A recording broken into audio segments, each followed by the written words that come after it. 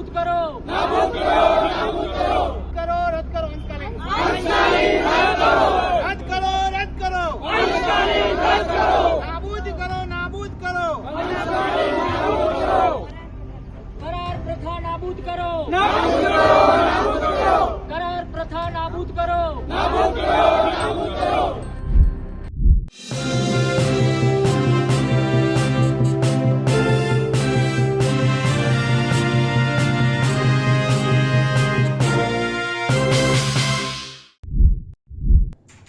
સરકારે થોડા સમય પહેલાં જ અત્યારે પ્રવેશ ઉત્સવ પૂર્ણ કર્યો.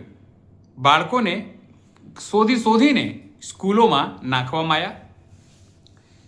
સીએમ હોય કે તેના મંત્રી હોય કે ધારાસભ્ય હોય કે શિક્ષા મંત્રી હોય, સ્કૂલોમાં ફરીને તેમણે ફોટા પડાવ્યા, સારી સ્કૂલો દેખાડી. પણ હજુ અઠવાડિયું પણ પૂર્ણ નથી થયું અને ચિત્રના, કોમ્પ્યુટરના, કળાના આ તમામ વિદ્યાર્થીઓ તેઓએ આજે ગાંધીનગરમાં ધરણા પ્રદર્શન કર્યું. ધરણા પ્રદર્શન એ વાતને લઈને કે લગભગ 10 વર્ષ ઉપર સમય થઈ ગયો છે, સ્કૂલોમાં ભરતી કરવામાં આવતી નથી, સાથે અંશકાલીન ભરતીઓ કરવામાં આવી છે અને નાબૂદ કરવા માટે તેઓ કર્યું. એટલે સરકાર ગમે તે બળગામ ફૂકે બાળકોની સ્કૂલે લઈ જાય, પણ ભણાવવા માટે તેમની પાસે શિક્ષકો અધૂરા છે, સ્કૂલો અધૂરી છે. એમાં તમામ પ્રકારના જે કળા હોય, કોમ્પ્યુટર, એના પણ શિક્ષકો નથી. એ વાતની પોલ આ વિદ્યાર્થીઓ ખોલી રહ્યા છે. નમસ્કાર, હું છું ચિંતામણી પુત્ર અનિલ પટેલ. સ્વાગત છે આપનો મારા કાર્યક્રમમાં. આવો સાંભળીએ આપના નેતા યુવરાજસિંહ જાડેજા અને જે યુવા નેતા છે તે સાથે વિદ્યાર્થીઓ ત્યાં કેવી રીતે પહોંચ્યા, પોતાની વાત મૂકી અને કઈ રીતે ભરતી જલ્દી થાય તો વિદ્યાર્થીઓ માટે સારી વસ્તુ થાય તેની પણ રજૂઆત કરી. જય હિન્દ, જય ભારત. મારું નામ છે રાહુલ મકવાણા અને હું સંગીતનો ઉમેદવાર છું. આજે અમે ગાંધીનગર ખાતે વિદ્યા સમીક્ષા કેન્દ્રમાં આવ્યા છીએ અને 17 વર્ષથી અમારી સંગીત, ચિત્ર, વ્યાયામ અને કોમ્પ્યુટરની ભરતી નથી થઈ. તો અમે 17 વર્ષથી આ સરકારના અધિકારીઓને, મંત્રીઓને મળી છીએ, પણ અમને કોઈ સારો જવાબ મળતો નથી. તો તાજેતરમાં ટૂંક સમયમાં અમારી સંગીત શિક્ષકોની, ચિત્ર શિક્ષકોની, વ્યાયામ અને કોમ્પ્યુટર શિક્ષકોની ભરતી થાય. આજે તમે જોઈ શકો છો કે બાળકો મોબાઈલની અંદર કેટલા ક્રાઇમ કરે છે, પણ પહેલાંના વિષયોમાં સંગીત, ચિત્ર, વ્યાયામ અને કોમ્પ્યુટર આ બાળકોનો સર્વાંગી વિકાસ કરતું હતું. તો અમારી તાજેતરમાં બધા કલાના સાધકોની ભરતી થાય અને અમને ન્યાય મળે. કલા ઉત્સવ થાય છે, કલા મહાકુંભ થાય છે, યુવા ઉત્સવ થાય છે, ચિત્ર સ્પર્ધા થાય છે, બધી સ્પર્ધાઓ થાય છે, પણ સંગીતના શિક્ષકો અને ચિત્રના શિક્ષકો નથી. તો અમારી આ સરકારને નમ્ર અપીલ છે, નમ્ર વિનંતી છે. અમે નમીને રજૂઆત કરીએ છીએ કે અમારા કલાના સાધકોની કદર કરો અને મોટી સંખ્યામાં 17 વર્ષના વાણા વાઈ ગયા છે, હવે અમારી કાયમી ધોરણે ભરતી કરો. અસ્તુ. જય હિન્દ, જય ભારત.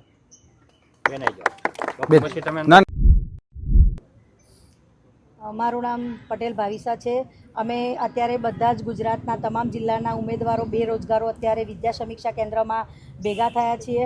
કાલે જે પીએમશ્રીનો પરિપત્ર થયો છે કે 100 દિવસ, તો 100 દિવસ તો અત્યારે મજૂર વર્ગને બી 125 દિવસની ગેરંટી આપે છે, તો અમને તો તમે મજૂર કરતાં બી નીચે ગણી લીધા. હવે ડિગ્રી સાધકોને એવા નીચા ગણી લીધા તો શરમજનક ખૂબ વાત કહેવાય. અને અમારે 17 વર્ષથી એકની એક વાત હોય છે કે કાયમી ધોરણે ભરતી કરો, ભરતી કરો. અને સરકાર જે મોટા ડિબાંગો આપે છે કે સર્વાંગી વિકાસ, નવી શિક્ષણ નીતિ, એનઈપી, તો એનઈપીમાં જે સર્વ શિક્ષણમાં જે સર્વાંગી વિકાસનો જે ભાર મૂકવામાં આવ્યો છે કે ચિત્ર, સંગીત, વ્યાયામ, કોમ્પ્યુટર આ વિષય ખાસ છે, એને પ્રાધાન્ય આપવું પડે, તો ભરતી કેમ નથી કરતા? આજે એના નામે કરોડો રૂપિયા, લાખો રૂપિયાના તમે ધુમાડા કાઢો છો, તો એ બાળક સુધી કેમ ન્યાય નથી મળતો? અત્યારે બાળકોને પણ ન્યાય નથી મળતો અને બેરોજગારોને પણ ન્યાય નથી મળતો.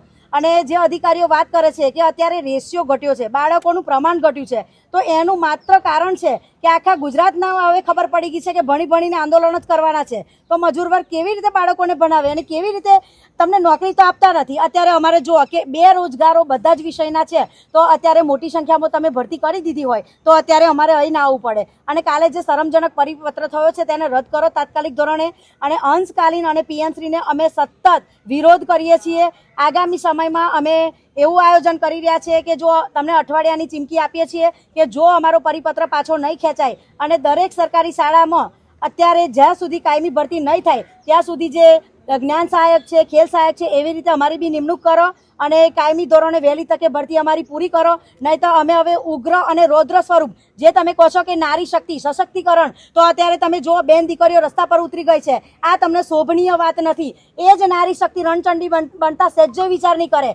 હવે અમે ઓપન ચેલેન્જ આપીએ છીએ કે આજે અમારો છેલ્લો દિવસ છે. અમારી માગણી નહીં સ્વીકારાય તો અમે બધા વિષયના અને અણસણ પર ઉતરશું અને ગેટ આગળ ઘેરાવો પણ કરશું. અસ્તુ. જય ભારત. નમસ્કાર, જય હિન્દ, જય ભારત. હું યુવરાજસિંહ જાડેજા. જોવા જઈએ તો ગુજરાતના જે મજૂરો છે, મજૂરો કરતાં પણ ખરાબ હાલત એ આપણા ભાવિ શિક્ષકોની છે. જે સંગીત શિક્ષક બનવા માગે છે, જે ચિત્રકામના શિક્ષક બનવા માગે છે, જે કોમ્પ્યુટર શિક્ષક બનવા માગે છે, આજે એને એક મજૂર કરતાં પણ ઓછો પગાર આપવામાં આવે છે. 472 રૂપિયા સામાન્ય રીતે મજૂરને પગાર આપવામાં આવે, પરંતુ અહીંયા જે આંશિક રીતે જે ભરતી કરવામાં આવે છે એમાં હવે નવી યોજનાઓ લેવા છે. પીએમ શ્રીની યોજના અંતર્ગત 100 દિવસ જ એને કામ કરવાનું, 8,000 રૂપિયા જ પગાર. એટલે આ તો ક્યાંનો ન્યાય? અને જોવા જઈએ તો આજે છેલ્લા 17 વર્ષથી સંગીતના શિક્ષકો હોય, ચિત્રકામના શિક્ષકો હોય કે વ્યાયામ શિક્ષકો હોય કે પછી કોમ્પ્યુટર શિક્ષકો હોઈએ, આપણે વાત બહુ મોટી મોટી કરીએ છીએ.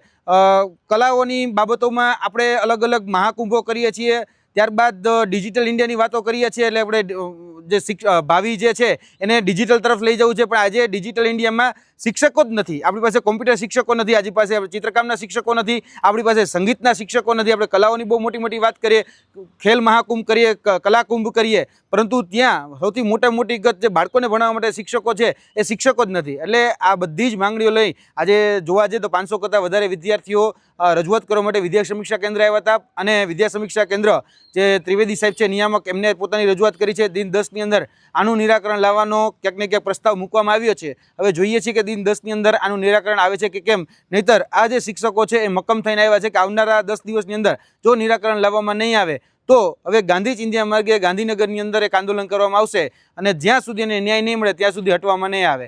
જોઈએ છીએ કે ન્યાય મળે છે કે કેમ. જય હિન્દ, જય ભારત. ખાસ કરીને આપણી ગુજરાત સરકાર કલા ઉત્સવ ઉજવે છે, કલા મહાકુંભ ઉજવે છે, પઢેગા ઇન્ડિયા તભી તો પડેગા ઇન્ડિયા તભી તો બઢેગા ઇન્ડિયા એવી વાતો કરે છે, બેટી બચાવો બેટી પઢાઓની વાતો કરે છે.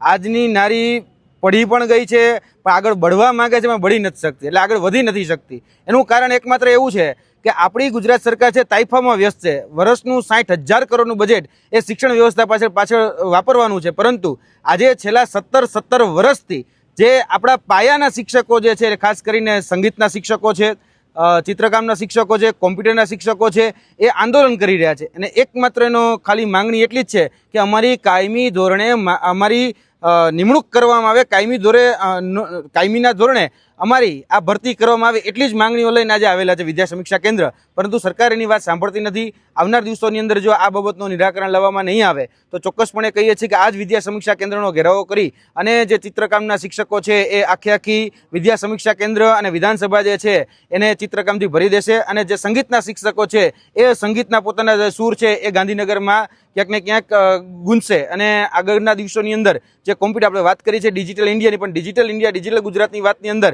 આપણે કોમ્પ્યુટર શિક્ષકોની ભરતી જ નથી કરતા. એટલે કોમ્પ્યુટર શિક્ષકોની ભરતી હોય, ચિત્રકામના શિક્ષકોની ભરતી હોય કે પછી સંગીતના શિક્ષકોની ભરતી હોય તાત્કાલિક ધોરણે કરવામાં આવે. નહીતર આગળના 15 દિવસ બાદ અમે અહીંયા મોટો મોરચો માંડવાના છીએ. જે રીતે સરકાર પ્રવેશોત્સવની જાહેરાત કરે છે, ઉજવણી કરે છે, જાહેરાત બી કરે છે, ઉજવણી બી કરે છે, પણ મહત્વપૂર્ણ બાબત એ છે કે એનું અસર દેખાતી એટલા માટે નથી કારણ કે શિક્ષકો નથી, કળાના પણ નથી, મનોરંજનના પણ નથી, કોમ્પ્યુટરમાં પણ. તો વિદ્યાર્થીઓ શું શીખશે, શું ભણશે?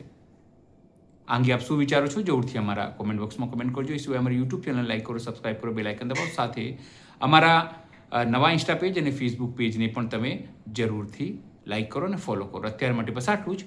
નમસ્કાર.